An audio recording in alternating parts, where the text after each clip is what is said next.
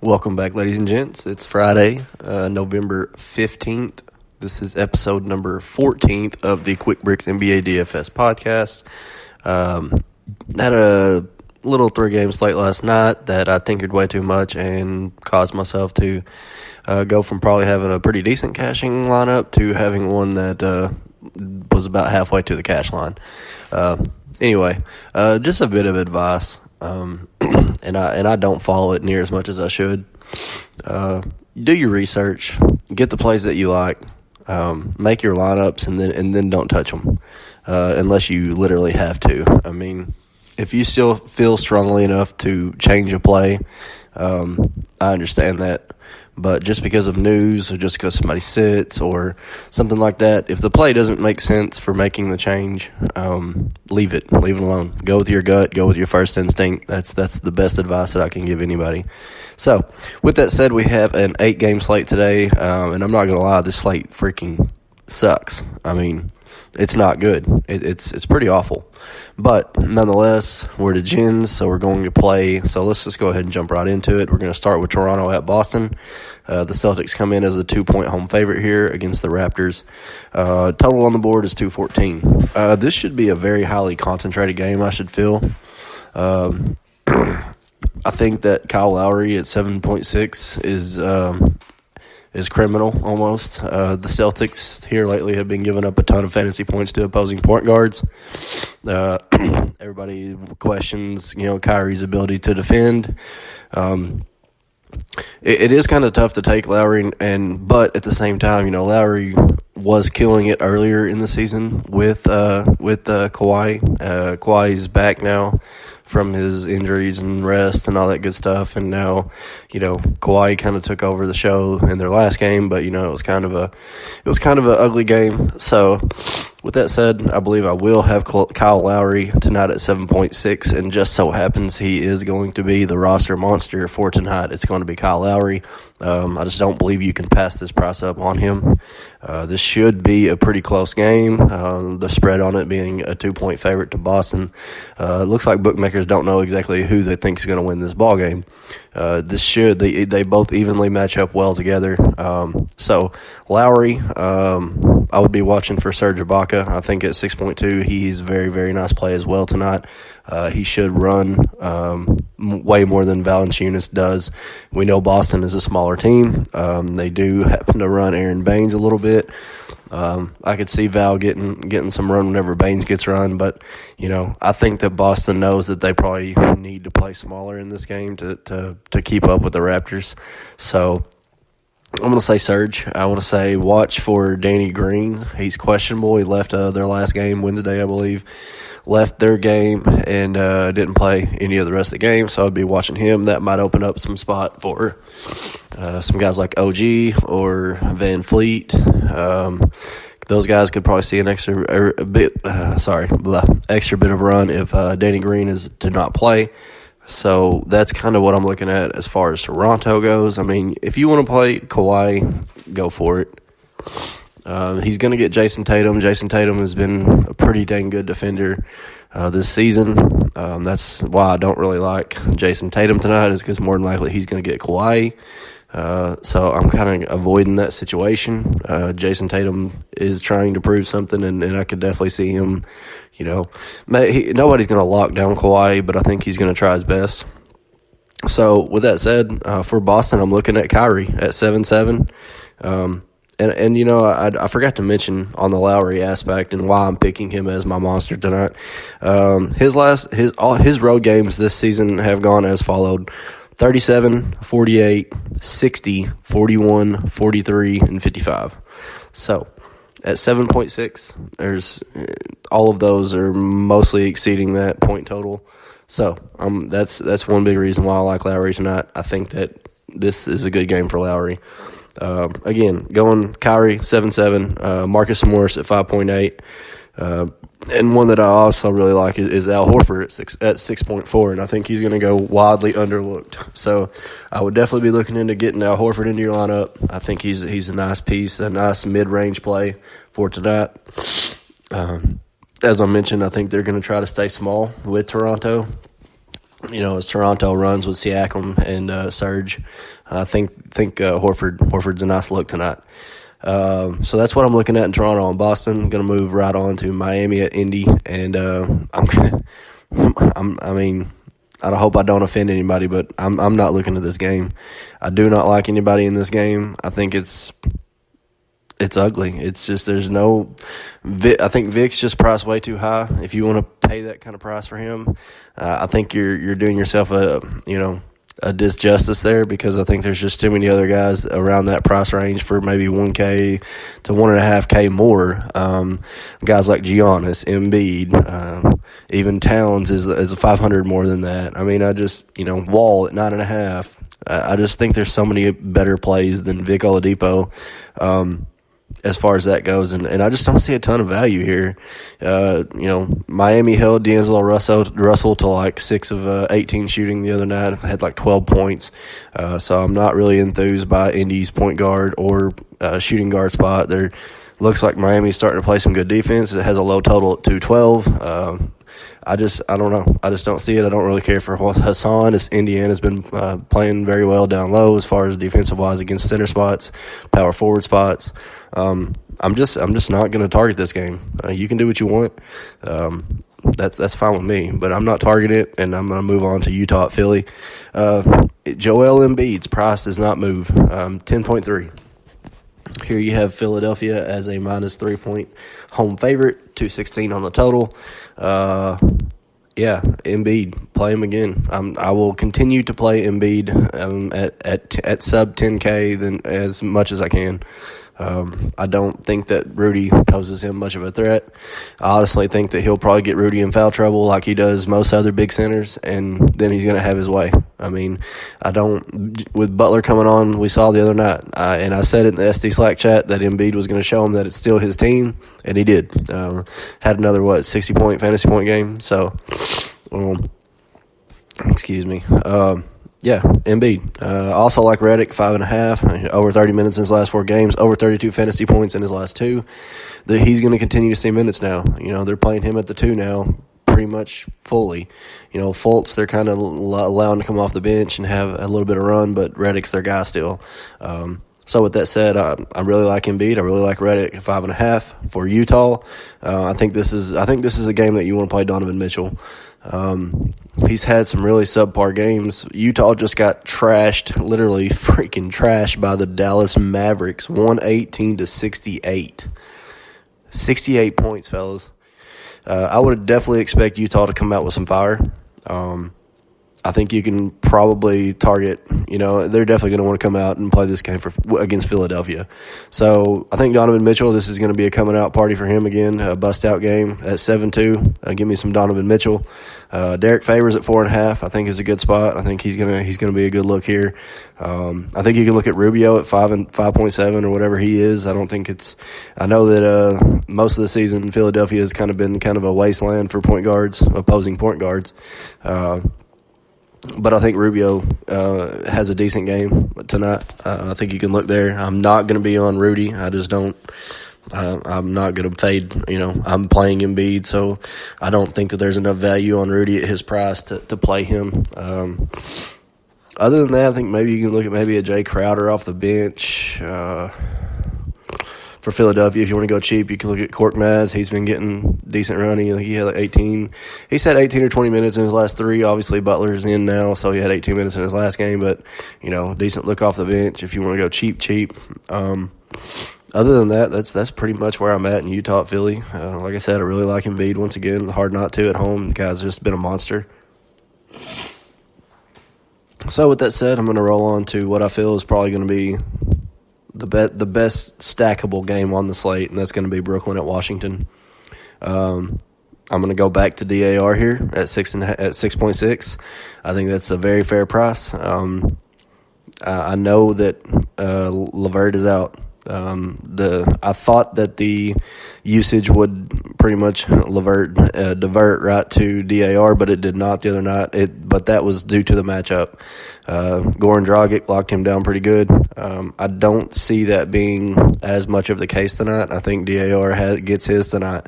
So DAR at 6.6. I like Dinwiddie again at 5.7, 28, 29 minutes in his last 30 fantasy points in his last game versus Miami. So, play some Dinwiddie at 5.7. One of your one of your better value plays tonight is going to be DeMar Carroll at 4K. 28 minutes in his last game. They need him. They got to have him. Looks like RSJ is questionable. Allen's questionable. We'll be watching those guys, obviously. If one or two of them are both to sit, either way, DeMar Carroll is going to get run. Joe Harris is going to get run still.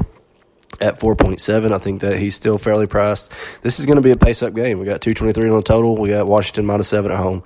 So this is one of your higher totals on the board. And that's why I said I feel like this is the closest game as far as the matchup goes. I don't see Washington blowing them out. I think that Brooklyn can hang around for a while. DAR, Dinwiddie, Carroll. I would be looking at Joe Harris maybe. I would also, like I said, I would be watching the status of RSJ and Jared Allen for Washington. I think, if you can play Wall, get him in there. 9.5, he's priced up. His price has gone up. It was funny. Just, 2 weeks ago, I think he was like 8K or, 8.5K. So it's funny because, obviously he's had, 3 or 4 50-point fantasy point games. So that, it's usually what happens. But I like Wall again. I think that's a great play. I think Bill's prices also went up. It's 8.1 or 8.2 now. Not just a huge fan of Bill at that price now because he has to hit 40. As I mentioned, this is going to be a pace-up game. This game should see pretty good pace. I don't hate Bill. I don't know if I'm going to try to get him in there as much because I think there's some cheaper guys at the shooting guard spot that I like so far. I think I would, maybe rather play a Drew Holiday at 8.3 or Donovan Mitchell at 7.2.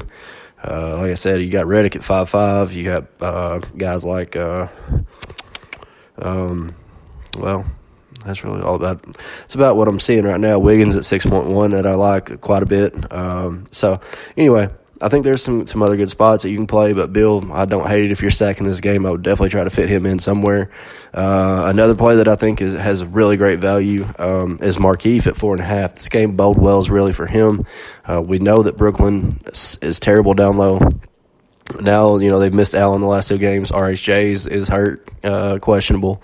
Markieff at 4.5, I feel like it's criminal. I'm going to continue to play him. He didn't have a good game last game, and I talked him up. Hey, I'm dipping back into the well, I guess. Shame on me if he burns me again. Jeff Green has been surprisingly really good lately. 4.3K, played 21 minutes in his last 4, 22, 34, 35 in his last 3. Fantasy point totals. Been playing really well. This game bodes well again. It bodes well for him.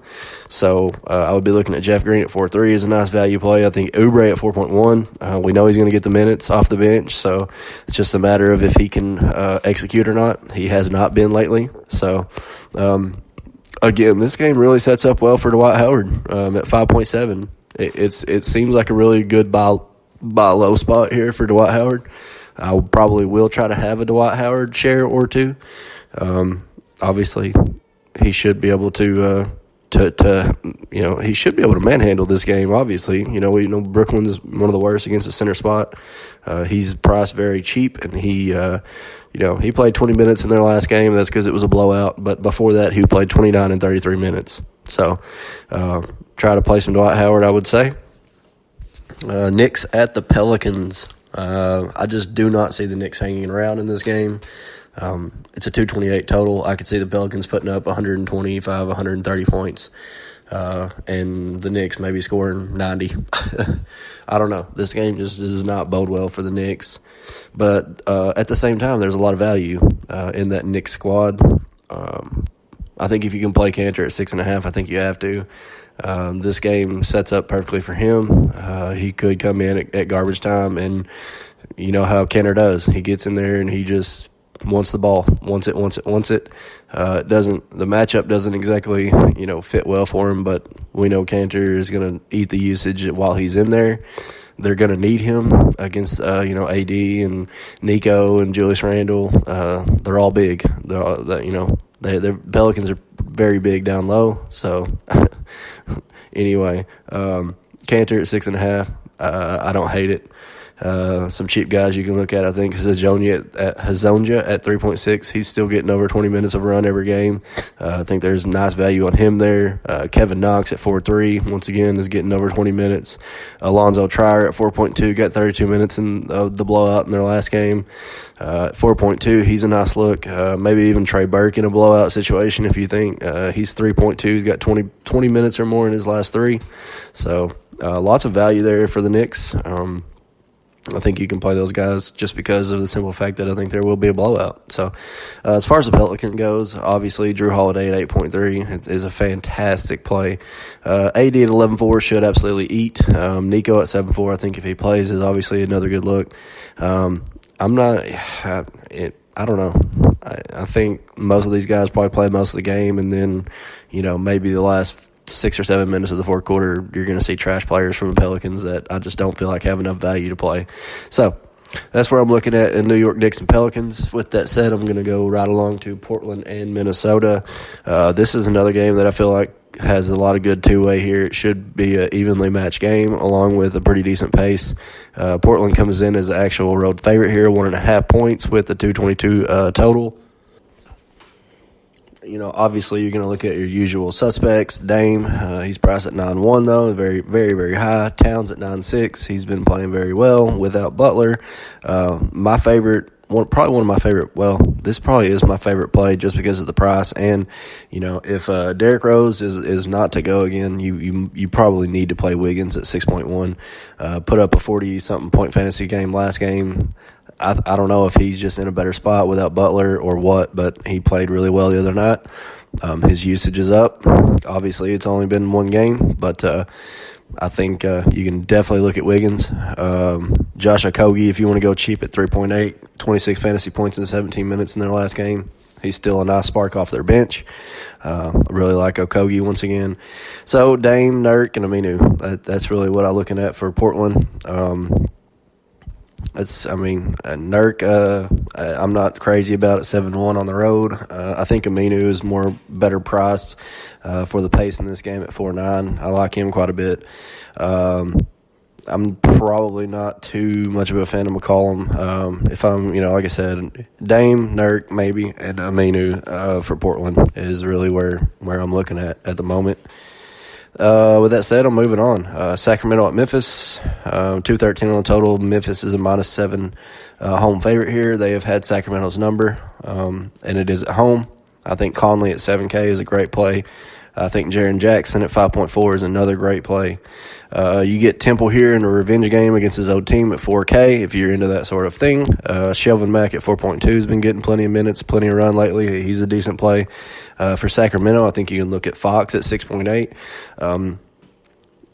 Again, I don't exactly love fading Conley, but I think Fox he's been a totally different player this year. He's been putting up really good numbers. So Fox at 6.8, I don't hate it. I think Marvin Bagley will probably get some run in this game. This game boded well for him against a big Memphis team. So Bagley at 4.3, I think has really nice value. I think Buddy Hield at 6.2. I think you can play some Buddy Hield at 6.2. I like Buddy. So that's kind of what I'm looking at in Sacramento and Memphis. I'm going to move on to another game that I can see being a pretty good blowout. We got Milwaukee as a 14-point home favorite here against Chicago with a total of 225. Giannis should absolutely eat in this game. I just don't see them being able to stop Giannis. I think he could probably have 60 fantasy points by the end of the third quarter. So, Giannis at 11.5, sure. I think I would probably pay for him before I pay for AD. That's just me. Other than Giannis, Bledsoe at 6.8 is a pretty good play. I think Malcolm Brogdon again at 5.0. I know he put a total dud on me last game, but he's one of the more consistent guys. We know that Chicago is terrible against the shooting guard spot. So Malcolm Brogdon at 5K is a very nice I think a nice value play at that price. A cheapie, if you want to look at, a guy that's been getting some pretty decent run lately, is Pat Connaughton at 3.6K. Yes, I did say Pat Connaughton. With this Valenciano out, he's been getting the run with him. I would make sure and check his status. If he's out again, I would definitely be plugging in some Connaughton and GPPs. 18, 26, and 27 minutes in his last 3 games. 3.6K. I'll take that all day. For Chicago, Wendell Carter Jr. once again at 5'3". This game kind of sets up decently for him. Jabari Parker in a revenge narrative, if you're into that sort of thing, against his old team at 5'7".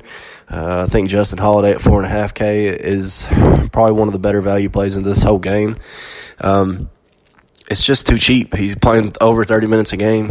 It's not the greatest matchup, but once again, like I said, playing over 30 minutes a game, it's hard to not like those kind of minutes for a starter and at 4.5K. So Justin Holiday, I don't hate. Another guy, if you feeling froggy and want to get in a cheap player, it's Shaq Harrison at 3.5. Played 23 minutes, put up 30 fantasy points last game. Yeah, 23 minutes. It was a blowout, of course, but it looks like they're wanting to give him run. And, I mean, Shaq Harrison can ball. So, at 3.5K, sure, GPPs, go for it. So that's going to wrap this up. I'm going to go through a little bit of my tops, what I want. Obviously, the roster monster, once again, is Kyle Lowry at 7.6. My tops players are, my top 5 are going to, not in any order. It's going to be Lowry, Embiid, Giannis. I think Cantor is a good play, and Donovan Mitchell is a good play. Your values of 5.5K or less are going to be Redick, Wiggins, Jaren Jackson, Aminu, and Markieff. Obviously, we will talk more later on in this SD Slack chat, so if you're not in there, I would get in there. That's it. This wraps up episode number 14 of Quick Bricks NBA DFS Pod, brought to you by the great guys over at the Sports to Gens. Have a wonderful Friday.